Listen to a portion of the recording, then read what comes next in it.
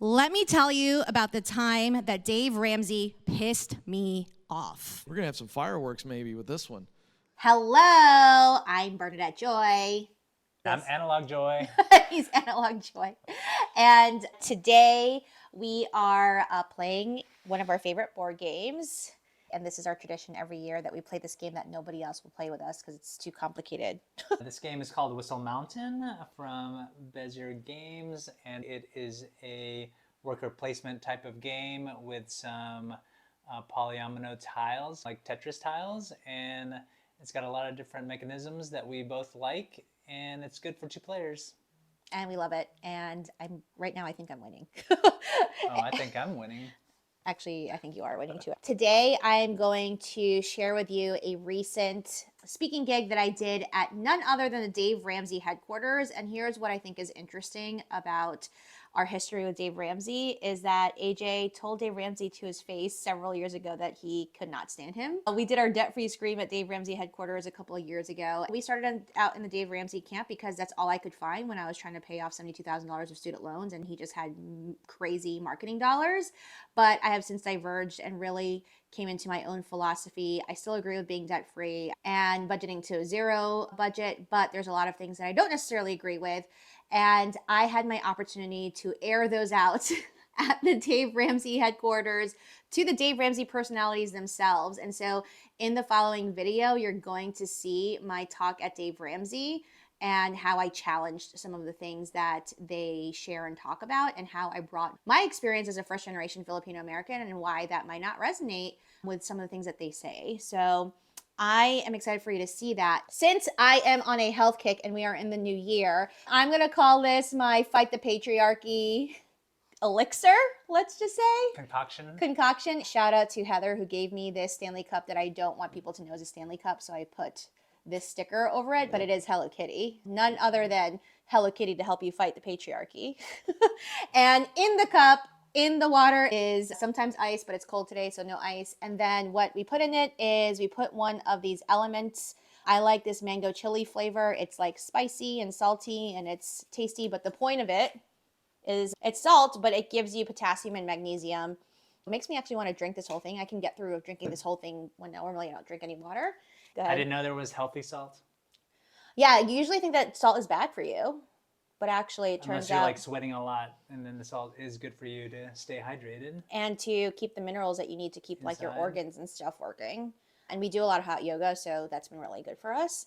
And then we put in this Thorn creatine, and that's just to help you get the amino acids you need to build better muscles. And then we put a scoop of this from Costco, which is your collagen peptides for your skin, hair, and nails and joints. And it's grass-fed and pasture-raised. And it has no sugar. And my health coach, shout out to Carla at Earthy Crave. She lovingly forced me to get all of these things. And it's the one thing that I've been able to keep as a healthy habit. And I plan on continuing in the new year. All you do is take all that stuff and then mix it up, and it doesn't taste bad. And the reason that I am having this one for y'all is especially for us ladies. We do not drink enough water. And if we're going to fight the patriarchy, we're going to need all the energy that we can get, especially with the new administration coming in. There's going to be a lot of energy that we're going to have to deal with. Drink up, ladies. And I hope you really like this video. Leave in the comments what you think about my talk at Dave Ramsey. And I'll see you later. Come up next, Bernadette Joy.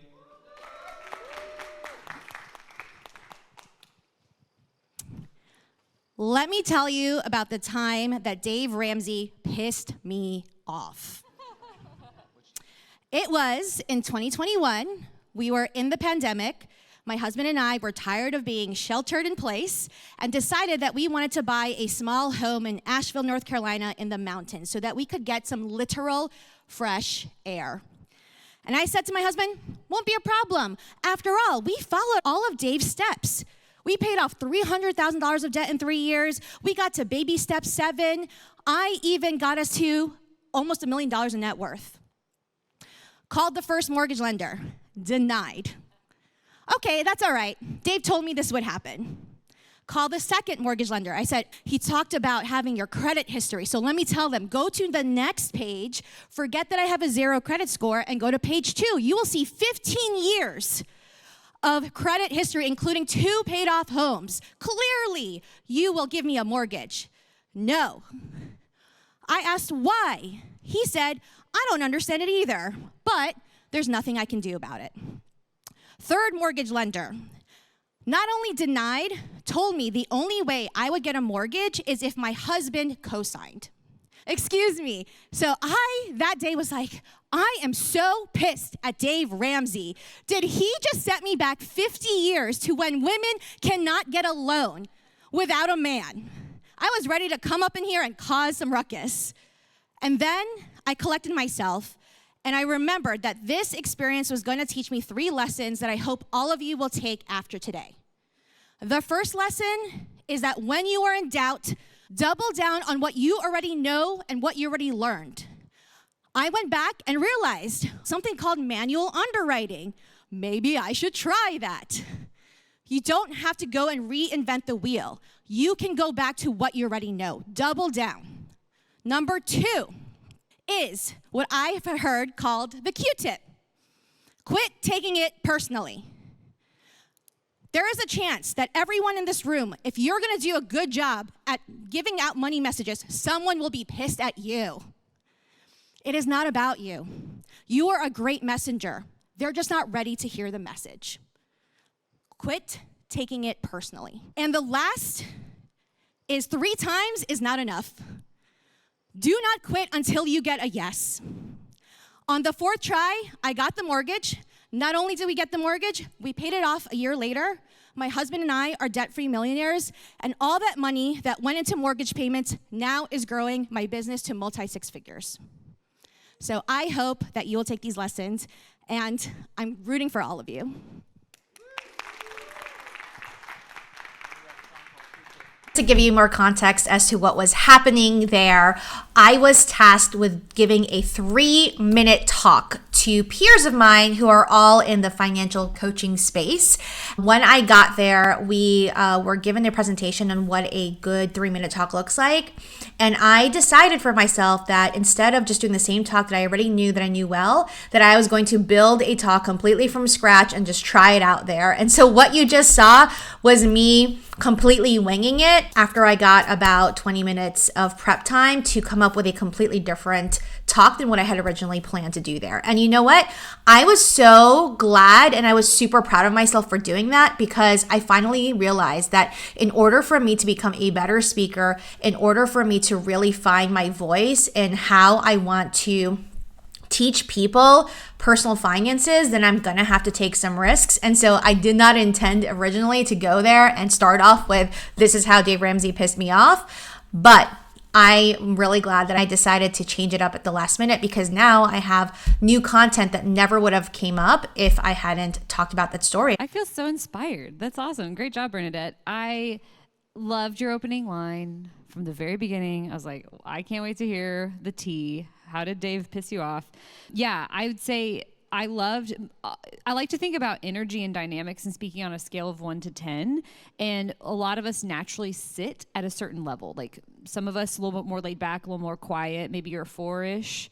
You're like at an 8. Your energy is big, which is a huge advantage. I would encourage you to think through moments where you can bring it down a little and give the audience kind of a break in dynamics, and like when you're wanting to say something, lean something. So using that vocal variety.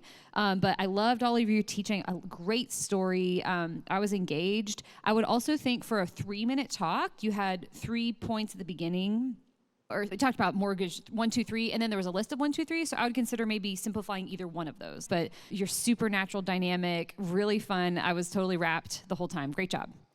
Fantastic work. I never talked about that story before as to how I was denied mortgages even though I was close to $1 million in net worth and had paid off 2 other houses beforehand.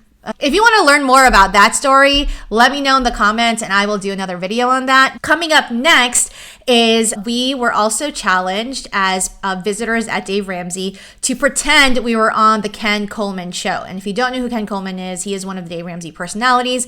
We're just on other sides of the spectrum. He is very biblical, uses the Bible a lot as a reason that things should happen, as you'll see in this next clip. And while I grew up in the Catholic Church, I am no longer a practicing Christian, and I wanted to challenge myself to be able to have a productive, meaningful dialogue, even if it's with someone I don't agree with. I don't think it was my best. I had so many things I wanted to say afterwards. I was like, ooh, I wish I had said this. I wish I had said that. But of course, there was limited time and you don't know what's going to happen in the moment. And I want to share this with you to show you that even if you find people in the personal finance space or any space for that matter that you don't agree with, there is still a way to have conversation without just telling each other that they're wrong. So I hope you enjoyed this next clip and let me know what you think in the comments. This is a fun name, Bernadette Joy. Oh, I just talked to Bernadette. Very nice. Welcome. Come on over. You're right here closest to me just to help me. Ha! Bernadette, I like you already. Oh, thank you. I love your second talking point. We're going to start with that. This is fun. All right, are we ready? You guys ready? Ready. We're going to have some fireworks maybe with this one. All right, 3, 2, 1, let's go. Bernadette, I've said many times that I think it's wise to plan financially for retirement, what we call retirement, which is our older years. But I actually think that the word retirement, if you actually look at it and what it means, which is to essentially stop working, I am not in favor of that. I want to, in some capacity, until I die, because I think we were created to work. That comes from Genesis. Mm-hmm. You take issue with that. Why? Yes, thank you for having me. And I was really excited to be on this platform because we could have a very productive discourse about this. So I am 39. I'm turning 40 next year, and I plan to retire. At what age? 40. And you're not going to work another day. Call BS on that. You will want to be working within 3 years. Well, tell me why I'm wrong. I am Asian American, if you couldn't tell, and I come from family that work ethic is the number one value that our family has. Yeah. But the converse of it that has come up in conversation is that if you're not working, then you're not valuable. If you're someone who doesn't work or can't work, then you're useless. Wow. And so I have spent better part of 2 decades trying to unwrap that and figuring out who am I outside of work.